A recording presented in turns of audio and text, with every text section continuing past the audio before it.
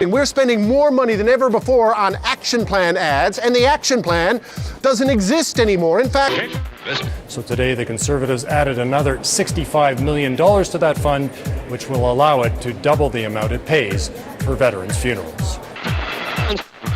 But today, the Harper government merged CIDA with Foreign Affairs, creating the Department of Foreign Affairs, Trade and Development. And we're back again. It's Radio Free Canada. I'm Darren Howard. And I'm Robert Nisbet. And I'm Monica Sahlmark. And we're all here for your erudication or your eruditation. Something about that. I think it's about enlightenment, isn't it? That's smart stuff, yeah. Yeah, smart stuff. Me thinky good speaky here. So I'm going to make sure that I stay on top of the way that things are going and get you the news and information. Why? Because we're waking up from the dream. You know it. We're actually getting there. So people are waking up all over. Let's run this.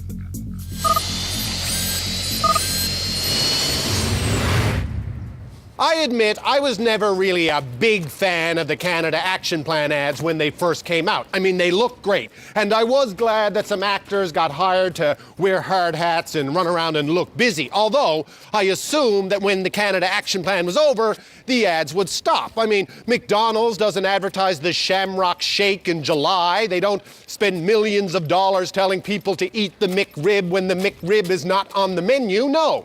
That would be idiotic. If someone from McDonald's made that decision, they would be fired in disgrace, and then they would be forced to move here and become Canada's Minister of Finance, because that's what our government is doing. We're spending more money than ever before on action plan ads, and the action plan doesn't exist anymore. In fact, the only action going on is the action of buying ads saying there's action, even though there's no action. And now, they're just starting to make stuff up. There was an action plan ad on TV the other night saying the government loves the environment. I mean, come on. Some people, they think this government is doing a great job. Some people think not so much. That's politics, but no one thinks they love the environment.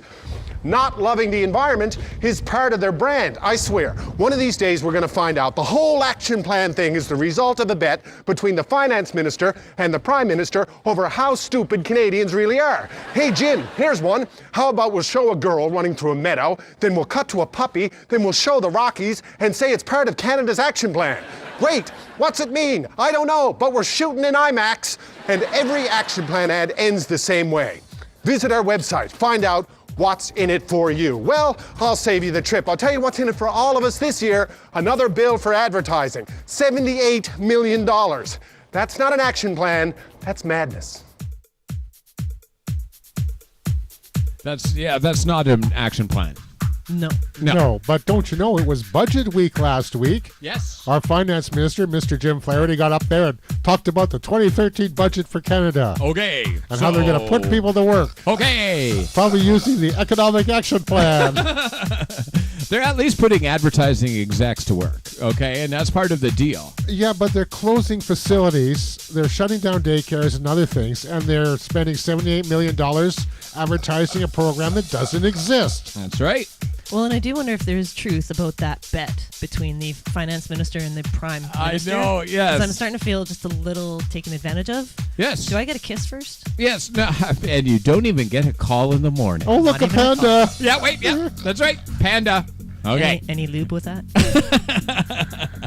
While we wish that they knew what Masters and Johnson was, we're going to run this for you. Why? Because you're a wake-up person. You're part of the solution and the way that we're going to solve things. Thanks for joining us.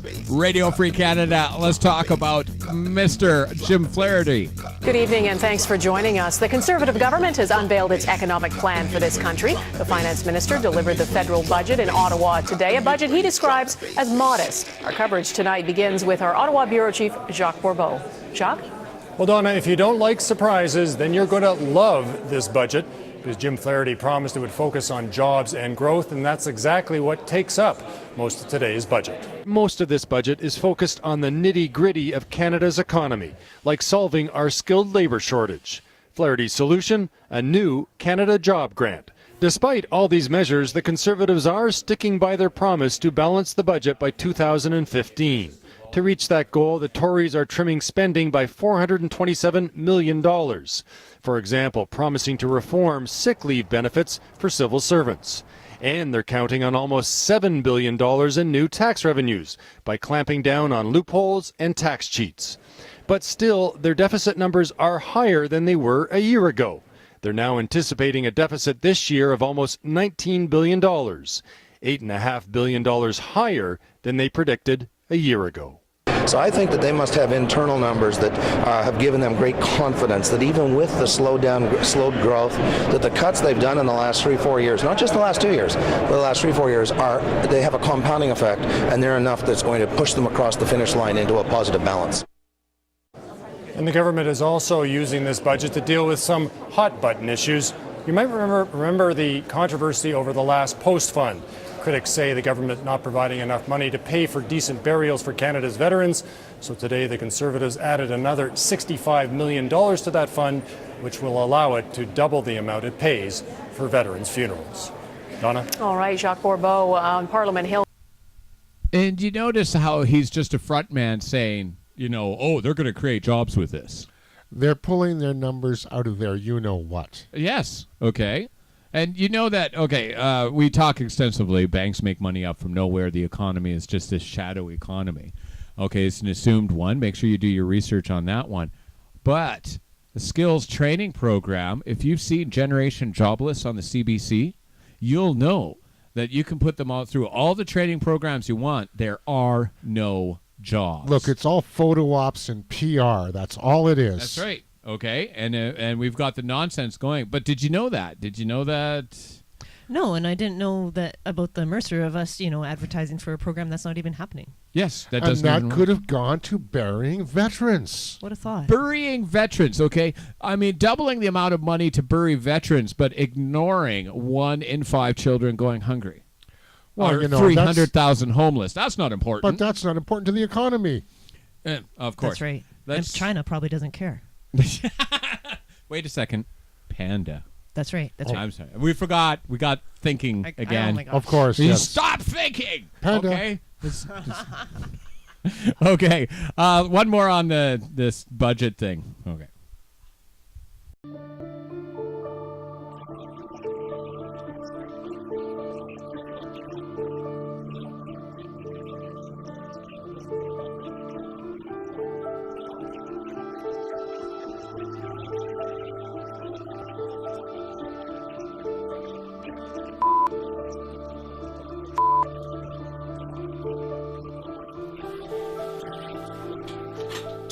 Dad, can you pass me the milk, please? Yeah.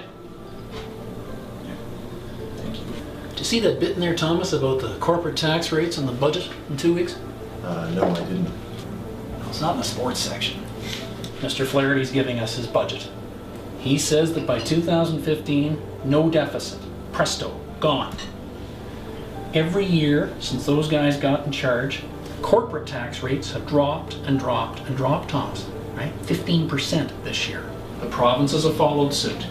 The taxes you and I pay have not dropped like that. They've stayed the same. If you add in the HST, they've gone up. And how's that deficit going to go to zero if you got corporations paying less and less? It's because you and me and your mom are going to pay more. There's no other way around it. Numbers don't lie. But I'll tell you something. Somebody's pulling it over those guys, and it's the companies. They send money offshore. They bury it in subsidiaries in places that have next to no tax rates. Those taxes never come back to Canada. And these big promises that if you give us a lower corporate tax rate, we'll make sure we stay here, we create good jobs, it's a bunch of crap. There's no way, there's no evidence that that's true. The companies in this country do not pay anything like their fair share, and you and I are expected to carry the thing on our back. You've got to get your head into this. It's so important.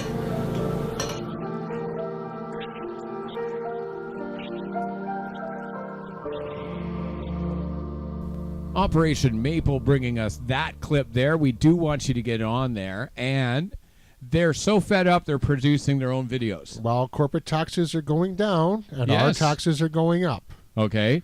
Remember, the banks, we talk about that. We pay 60% of our income in taxes.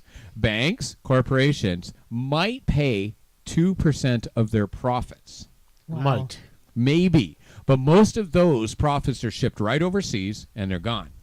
Wow. Okay. And they say, oh, well, we'll leave unless you give us good tax breaks. But all our government is becoming is frontmen for the corporations. Yes, definitely. That's the changes with this next act, too, this Canadian International Development Agency. Do you want to run this? Yeah. Okay, let's run this. Okay, real quick. There were hints for months of big changes coming to Canada's international aid agency. Today's budget confirmed CIDA is being absorbed into foreign affairs. That's causing concern for the organizations that rely on CIDA to fund their aid projects, especially given what CBC News reported last fall about a shift at foreign affairs to more of a focus on trade. The CBC's Laurie Graham broke that story and has tonight's developments. Laurie. Wendy, that shift already had NGOs on edge. Today, another blow. For nearly 5 decades, CIDA's priority has been to reduce poverty around the world.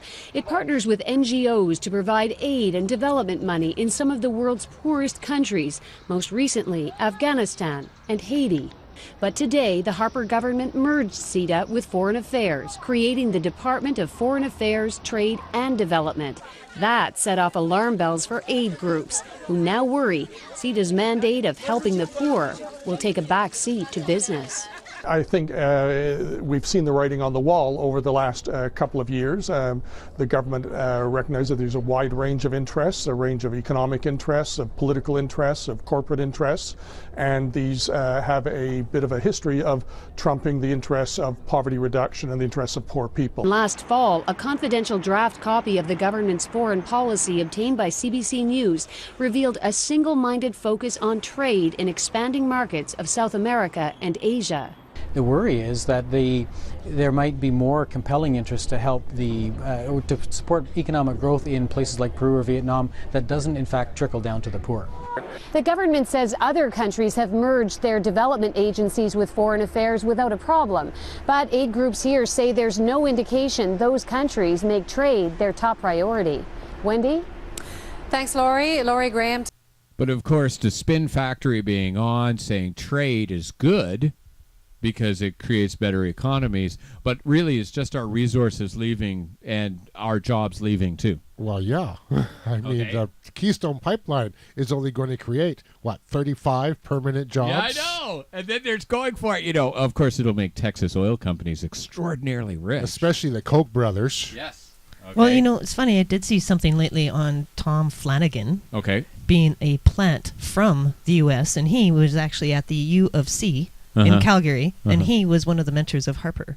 Yeah, okay, so... Isn't that interesting? There's all these, if you follow the money trail, there's Harperites all over the oil and big finance industry, coming and going out of the government. Well, don't you know there's that revolving door between, agencies that regulate industry and industry. Yes, of course. You work for them and then you work for them. I know. Good workers. We've got stuff coming up to shed a light on some of those solutions that banks and government are ignoring. Remember, it's only banks and government that aren't interested in solving poverty. Panda. Panda! I'm Darren Howard. I'm Robert Nisbet. I'm Monica Sahlmark. We're back with more innovations. Hang on. Radio Free Canada.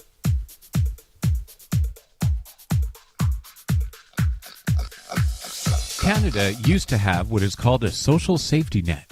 That net used to consist of welfare and UI checks, and it ensured that people would not have to steal to live.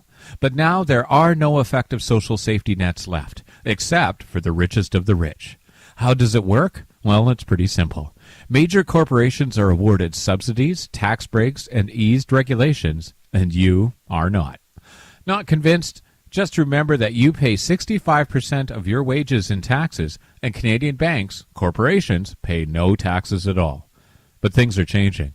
From Egypt to Toronto, from Victoria to Halifax, people are winning battles by standing up for what is right. People like me and you.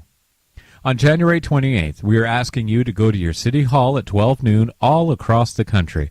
Spread this video around and stand up against corporate welfare and get our safe streets back in an effective way.